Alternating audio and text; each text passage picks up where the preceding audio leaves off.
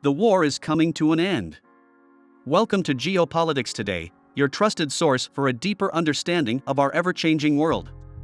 The war is coming to an end. Recent events involving Zelensky and Ukraine, along with the United States and NATO, show this.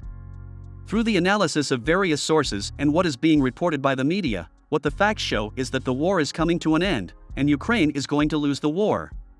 But why is that? That's what we'll explore in this video. Number 1. Zelensky has been doing more negotiations than a war campaign. So Zelensky, a comedian with good rhetoric, a background in communications, has to use his words much more to secure funds to sustain the conflict. So when he said the following, "Look, I need X billions." Europe and the United States used to say, "Okay, Zelensky, take those billions." Because they are the ones dishing out those billions. But not anymore. Because today, he no longer has the vast majority of people listening to his speech that he will win the war against Russia. Okay, but he still has close relations with the United States and Canada. Yes, Canada said that none of the country's parties are against financial aid from Canada to Ukraine. But where does the money come from? In fact, it's from the United States. Because the United States' pocket is much deeper. So it's not Canada that will allocate billions and billions for Ukraine to defeat Russia. It's the United States. And that's where the problem lies. Number 2. $325 million military aid package from the White House. Zelensky wanted $4 billion. And look what he got. $325 million from the White House. That's quite a big difference, right? And this will impact the conflict. This proposal for billions is stuck in Congress. And do you know why? Because we have the Republican Party. And the Republican Party, which used to turn a blind eye, which used to have some party members supporting this money transfer to Ukraine, today no longer supports it. Today, they say, "Look, this is causing internal problems, it's impacting the US economy. This money could be invested in other sectors." Number 3. Elections in the United States. The fact is that next year we have elections in the United States. And public opinion in the United States will shift the focus from the war in Ukraine and will return the focus exclusively to the possible showdown between Donald Trump and Joe Biden. And Trump is no fool. He will bring the debate to the US domestic economy, and he will say that these $1 million and $1 billion aid packages from the United States for the Ukraine war are impacting the US economy. And this is a discourse of the US middle class. Saying what? Sending money for war and impacting the economy here. Then comes the discourse of America first. Putting America first, thinking about the average American citizen. Man, that's going to be Trump's discourse in this election. And this will impact the war in Ukraine. And Biden, he'll be on the ropes, and he'll have to reduce this investment in Ukraine and think more about the US domestic economy. Number 4. This blank check is gone. Okay, so this blank check is gone. There is no more blank check for Ukraine to defeat Russia. Why? Does Ukraine intend to win the war? How? How? Because you don't see Ukrainian progress. So, the main question for the Republicans is this. Show me a plan that you will win the conflict with this money, with this armament. But it doesn't exist. Ukraine is in what?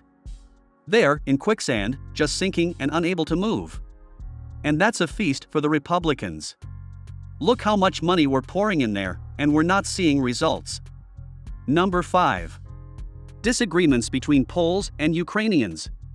To make matters worse, you have disagreements between Poles and Ukrainians regarding the sale of cereals.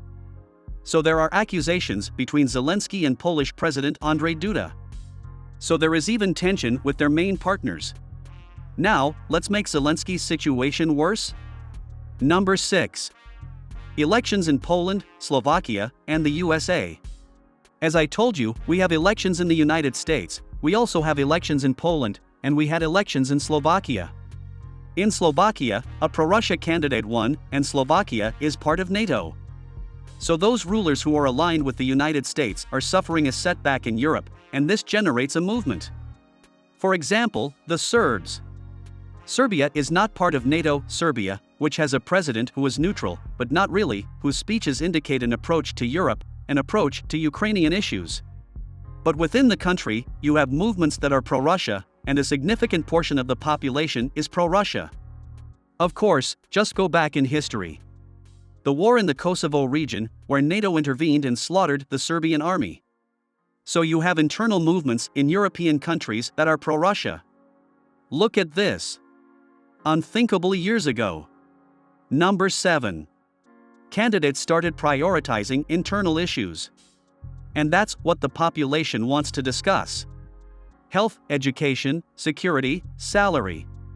And not external issues involving Ukraine. All of this initially generated a global outcry because of migration and everything else. But today, not even this humanitarian issue is serving as a strong appeal to touch the hearts of citizens in Germany, France, the United States, and Britain. Now, many are saying, okay, but we can't keep investing in a conflict that's going nowhere. Number 8. Interaction with Brazil and South Africa. On the other hand, Zelensky has begun to interact more closely with Brazil, which will lead the UN Security Council. Brazil intends to bring a different discourse to reach a common denominator between Ukraine and Russia to end this war. So, Brazil has a more active role now in the UN Security Council. So Zelensky tried to engage in a less aggressive dialogue to reach these two nations, Brazil and South Africa, again so that he can have his speech more accepted on the global stage. Number 9. Dependency on the success of the front lines. What is Zelensky's biggest problem? The dependency on the success of the front lines. In summary, he would have to break through the Russian lines from this counteroffensive. The moment he can prove that he is breaking through, that he is moving his army towards eastern Ukraine, towards southern Ukraine. Conquering, for example, Crimea would be a milestone. Then he could revive the idea that Ukraine will defeat Russia. Then NATO and the United States could pour more money. So he relies heavily on the success of this counteroffensive on the front lines, breaking through the Russian defenses. International media is very focused on this advance, so if there is no progress, it is not reported, and as it is being reported, it only hampers Zelensky's rhetoric. Number 10. Media focused on the front lines. Because the media is saying, look, Ukraine is not moving.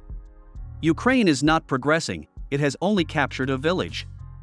So that's what the media is portraying, what is happening. There is no significant victory there.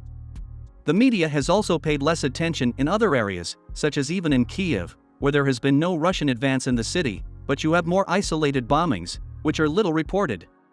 Some victories in the northernmost part of Ukraine are also underreported. Number 11. Zelensky faces challenging times diplomatically. So, this does not impact the conflict, and Zelensky now has this major diplomatic problem. His rhetoric is no longer sticking. There is a tremendous difficulty in financing this conflict. In addition, you have internal problems in the countries that support him surfacing. You have elections, and especially the elections in the United States, since the United States is the main financier of the conflict. And when will these elections actually begin?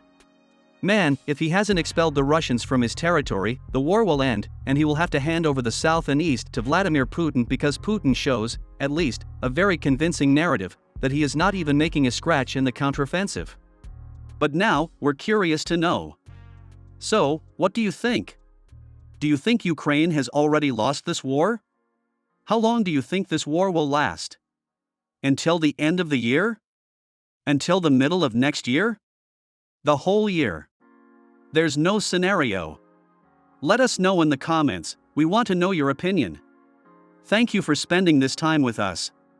Be sure to like, subscribe, and activate the notification bell to stay updated on our upcoming videos and stay informed about the current geopolitical landscape. We've also handpicked these videos, which we recommend you watch next. Thank you for watching, and we'll see you in the next video.